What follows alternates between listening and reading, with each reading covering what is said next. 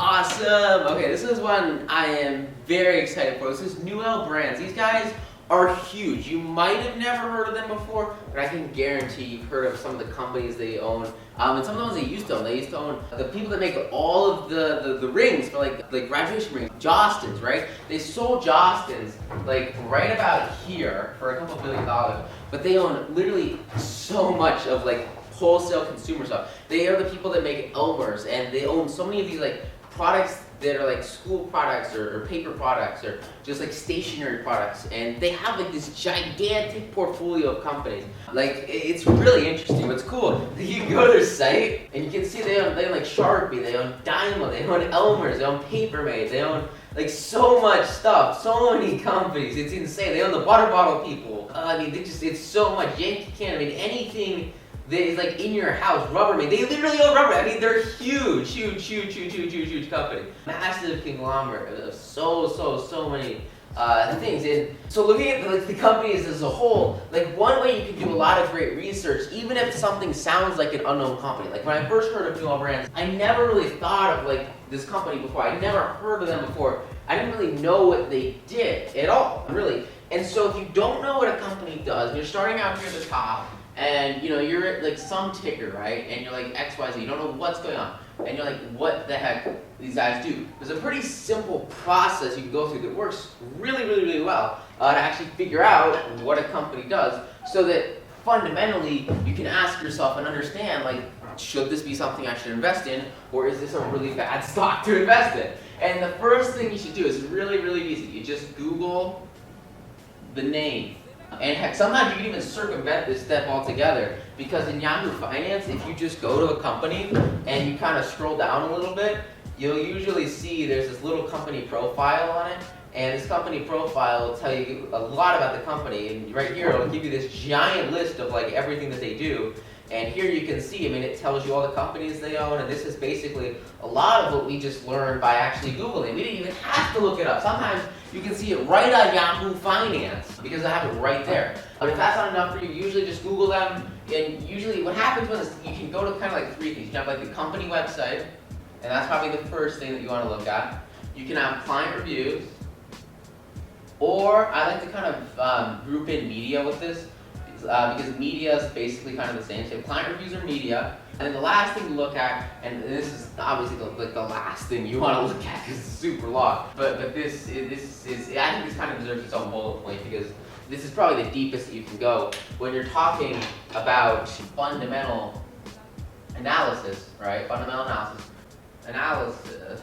When you're trying to go through this process, like the first thing you want to do is probably look at that like brief little summary, and then look up the company, look up clients, like who's actually using this company. And then the third one, and they're probably the most like intense thing you can do that isn't like that tough, it just requires reading, is to actually go to their investor relations page and go to the annual report, right? That's basically like all you can really do if you want to learn more about what a company actually does, because you can look at the financials tab on Yahoo Finance all day long, and you can look at all the bajillion dividends that this company's pay out all day long.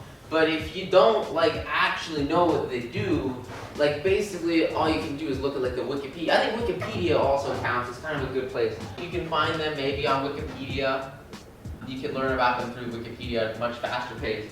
But really, if you want to get deep and if you want to go hard, the best like in-depth thing you could ever do is really to read this annual report, especially for long-term investments, right? If you're making long-term investments, then it's going to be pretty critical that you actually understand at least once in your life that you read this annual report. I remember when I was first getting my license, there was this lady, and she was like a driving instructor, and she was talking to me about like how most people, like after they get their license, they'll like just go out and be crazy, do whatever they want, and like she couldn't care less, because all she wants a driver's license to do is show that at least in one point in somebody's life, in one point in their life, even if they're 40 or 50 or whatever, at one point in their life, they were able to pass a driving test. And at one point in their life, they knew how to drive the right way.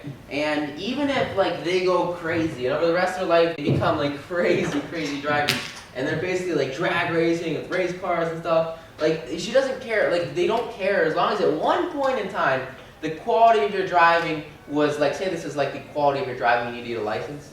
Like all they want to say, at one point in your life, the quality of your driving was good enough that you understood how to pass the driving test.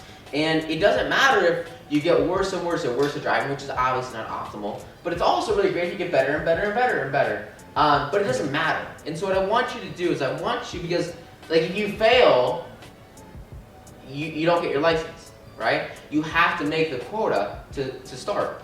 And what happens is really interesting. Is with most companies, with most long-term investments, the company stays about the same forever and ever and ever and ever and ever.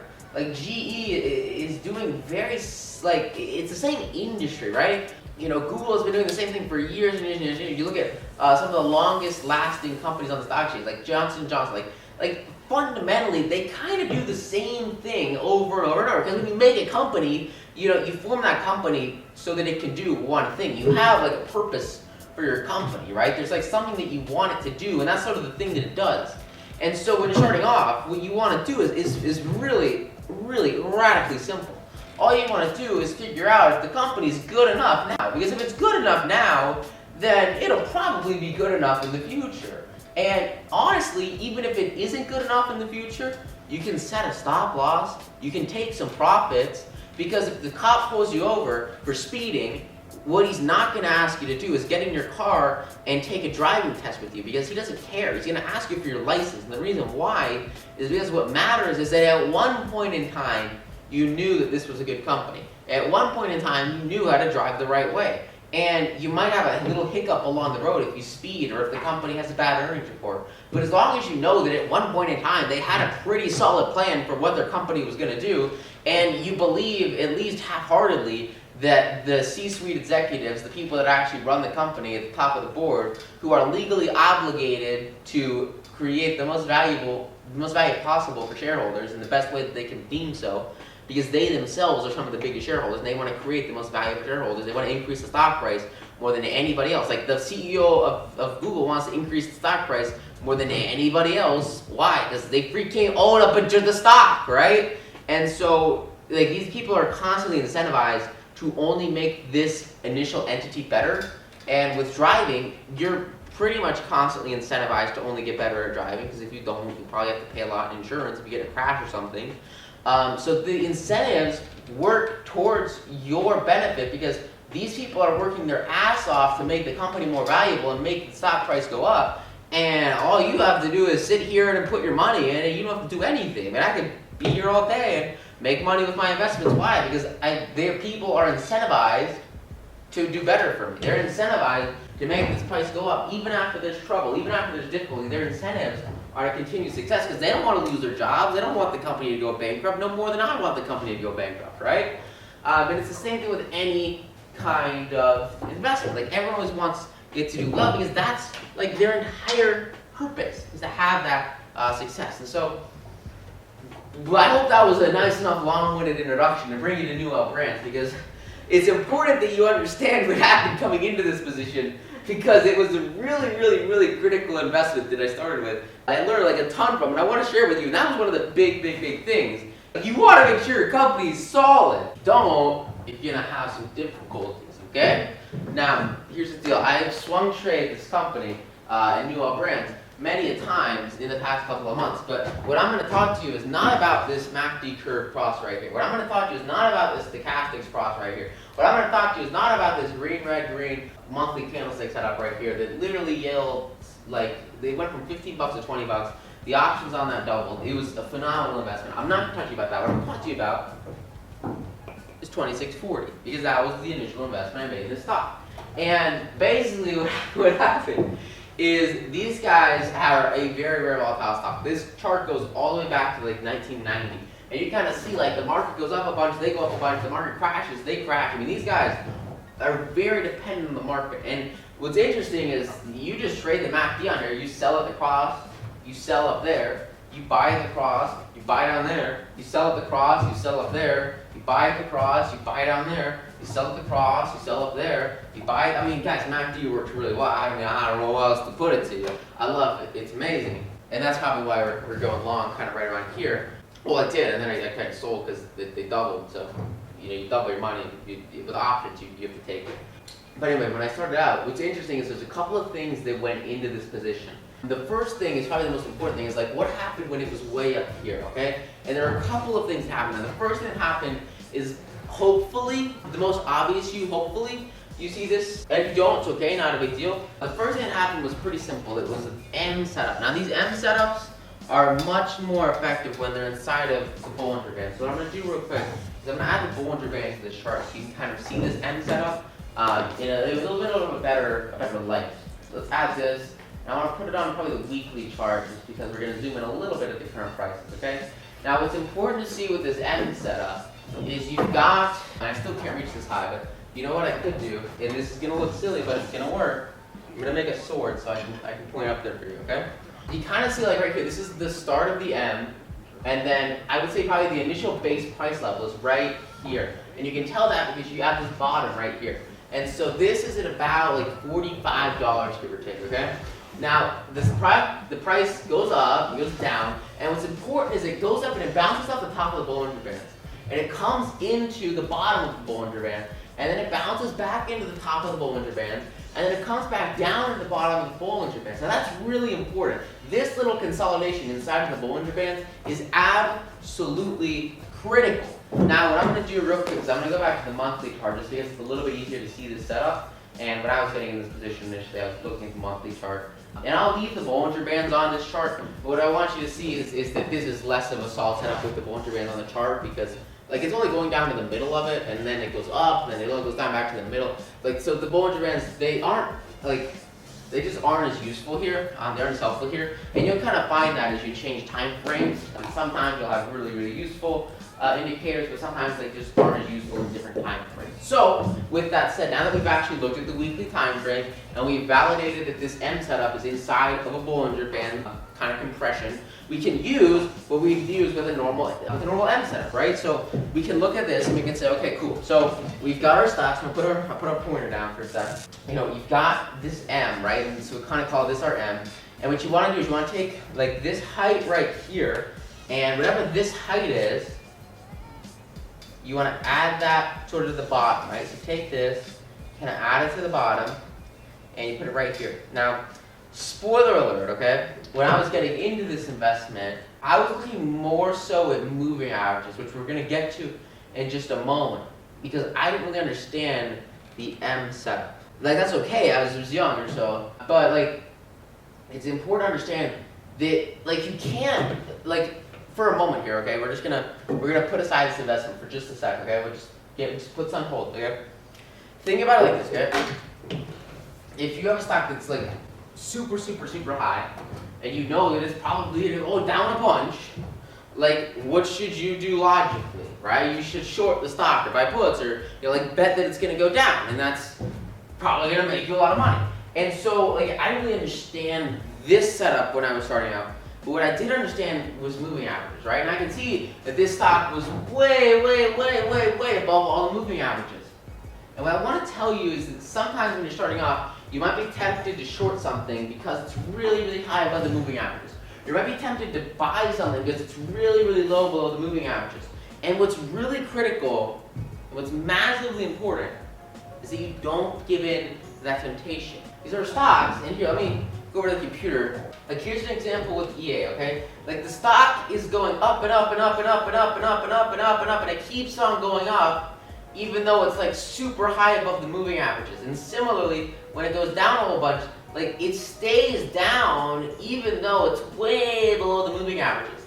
And so you can't really expect the moving averages to just pull the price towards them by itself. Like, it's got to sort of, like, vast majority of the time, is that you combine other indicators, because if it's not, like, especially if you're looking at kind of monthly charts, like, you can't, like, the stock will do whatever it wants to do. Like, the moving average is there to support it.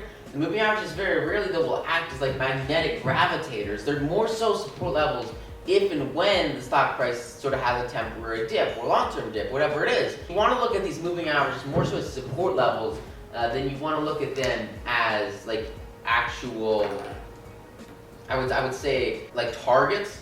And the reason why is because, like, if you think the stock's going to go down and you like short it here and it just keeps on going up because there's no reason that it should go down, like, you can't just expect it to come down to these moving averages. It just, like won't happen. And so that's why with this M setup, it's a really, really powerful setup, because you actually have a reason to think that this stock's gonna go down. You actually have a reason to like where it should be, and you know, sort of based on your predictions, like this is where the price should go.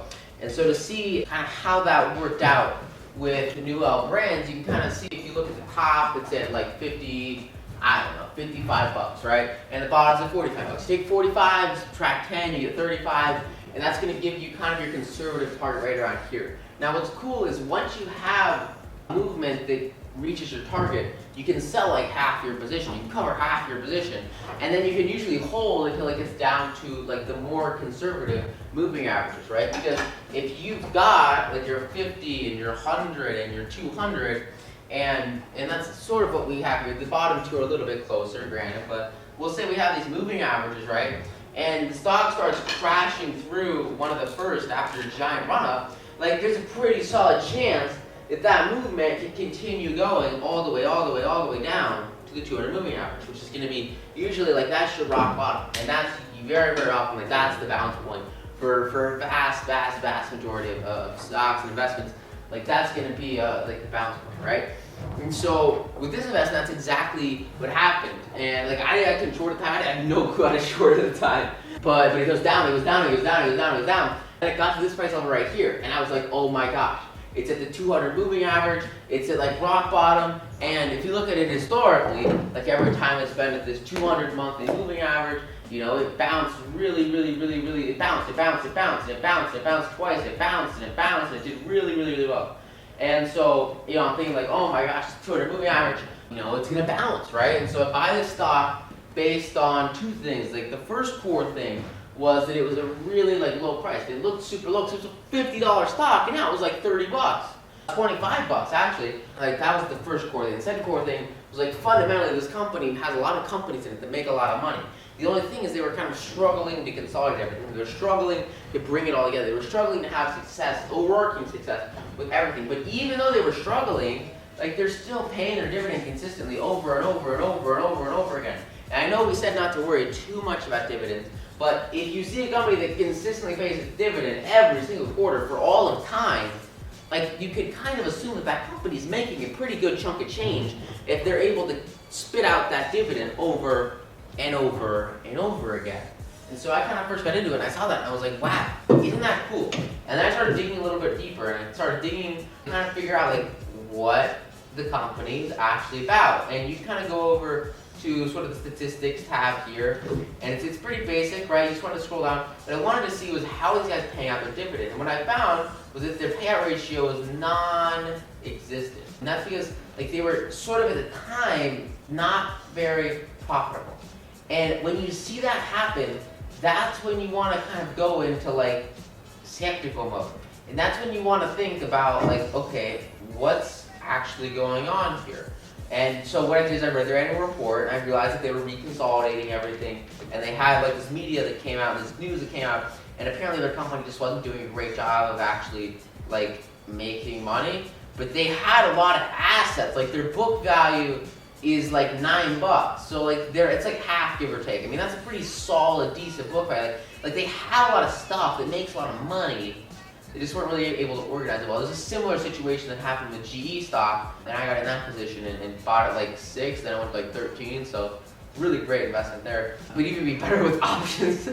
and so I saw that, I was like, okay, well, the share percent of flow here short is like 6%, which is ridiculously high, which is why the stock is probably going to freaking crush it. And it has crushed it. At the time it was much lower. And a lot of these numbers are a little bit different now, just based off of like when they were, when it was like back here. So I saw these at the moving average, and I bought them at the moving average. One of the things I didn't know of at the time is a really critical candlestick setup, a really important pattern. And this works both, you know, for upside and for downside. Like this is a really important candlestick pattern that I use all the time in long-term investments and all the time in short-term investments. You can use this with 1 month charts, you can use this with 1 week charts. You can literally use this in any time frame, and it works phenomenally well. The first variant of this setup is what's called a green-red-green setup. And what happens is you have a green candle that does really well, then you have a red candle that kind of does really poorly and it goes down, and then you have a green candle that does really well. After that's the third candle, right? And the goal is like the next candle opens up green,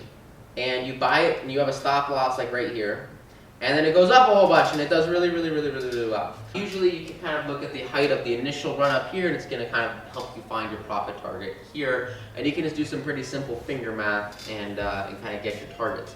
Now, similarly, what we have with Newell Brands is the opposite of that, right? So the first candle is red, and again, this is going to be just like any candlestick setup. A monthly candlestick that has more time compressed into it is going to be much more valid and much more important and really much more influential than like a 5-minute candle or a 10-minute candle or whatever, right? And so depending on your time frame, obviously it differs. But if you have these setups, these candlestick setups, with 1 month candles or 1 week candles, like those are really powerful setups that can be like very, very certain of a lot, like over and over and over and over and over and over and over again. And so basically what happens, you have a green candle or a red candle, and then a green candle, and then a red candle. And as soon as you have this red candle, what you want to usually do is kind of short, set a stop loss right here, and you're looking for the next one to go like down a whole bunch. And that's sort of the red, green, red setup. And that setup is literally gold. It is so good. I can't even express how amazing. Like it's, oh gosh, so amazing. And it like is so good. It's phenomenal. So that's kind of what we have here on the monthly setup. Kind of right after I bought, and I didn't understand it at the time, so that's why I didn't do anything. I didn't freaking know. But you have like this red candle, then you have this green candle, then you have this red candle. And like that's a red, green, red setup, right? And so like that happened, like I didn't know it at the time, but that was when I got screwed over. And then the stock just kept going down and down and down and down until it reversed, and then the MACD crossed over, and then the stochastics crossed over. It did really, really well. But like the actual stock position, it did really badly. The reason why it did really badly is because I bought in thinking this was the bottom based off of moving averages and based off of all the news people saying that they had to reconsolidate the company and how cheap they were compared to how old they used to be. And that was, I think, the biggest mistake. The biggest mistake I made was I was focusing on a concept a lot of people call contrast. A lot of people, they see these stocks that are super expensive, and they try to contrast sort of the current price from the old price. So, we'll say like the stock used to be trading up here, then it goes down, it goes down, it goes down, it goes down, it goes down. And a lot of people see this as a contrast, right? So with Top Chips, the stock was billions of dollars, okay? Like think about it as a stock that went down a whole bunch. People are like, oh my gosh, this must be cheap, right? Like is this a super cheap level? Because it used to be so much higher. It used to be super expensive, right? But what happens is like the value of the stock is only what someone's willing to pay for it. And in reality, like the actual price depends on the market. It doesn't depend on what the price used to be. Current price has nothing to do with past price, though you can use past price and indicators and setups and patterns to actually predict future price. Like the only thing that matters is like what people are going to pay for it. And so like it can keep going down and it will not give a shit if you lose money on it. These stocks don't care. And so that's kind of what happened here, is that I thought this was the bottom, but I didn't really have anything telling me this was the bottom. Like MACDs or stochastics, not stochastics, moving averages are like super, super phenomenal places to find support levels. But if you're making a play based off of a moving average, you need to have a tight stop loss. Because it can keep going down. And if it keeps going down, you don't have something like a MACD to cross. Like you usually like to look for like 2 to 6 indicators or really, really important fundamental factors that actually tell me whether a stock's gonna move. And for this one, I only had one.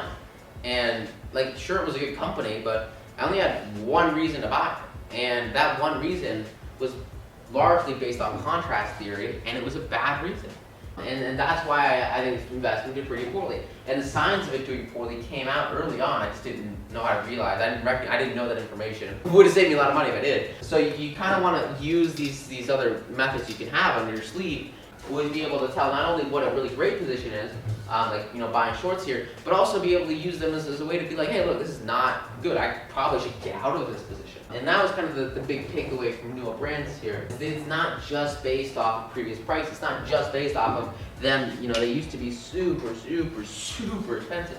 It's based on what they're worth today. It's based on what they're worth now. Stop freaking, this is I think when they sold Jostens, they actually went up, even though they lost one of their most valuable business assets because they made billions of dollars, right? And so a lot of times you'll have stuff that happens where maybe it's not like exactly what you think would happen. Maybe it's not what you would expect, and yet the result that comes from it is actually the price going down, the price going up. And So if you want to predict that, it's really critical to make sure that you're not basing your investments off of just one thing. Like this is one of my early investments, and I was basing that investment off of just one thing. That one thing was the moving average, and when that one thing doesn't work, like you're screwed. You're done, because you can't just have one thing. Because the moment that one thing gets disvalidated, all of a sudden you have no investment scheme whatsoever. Unless that one thing is a head and shoulders setup, or a W pattern, or an M pattern, because those are freaking super powerful and they work like magic. They're amazing. I love them. They'll change your life. They're so good. Like those are great setups. But besides that, like most other indicators and most other setups, besides like maybe wedges, I think wedges also count as a really great setup. Like most of the candlestick setups are really great. But like you want to make sure with these indicators, and usually with most of these setups, and especially with moving averages, like you want to have sort of multiple points of contact. And that was kind of one of the biggest things to learn from this investment. So, with that said, thank you so much. I hope you get a ton of value out of this module. Go out there, apply it, absolutely crush it, and I will see you in the next episode. Thanks. Bye.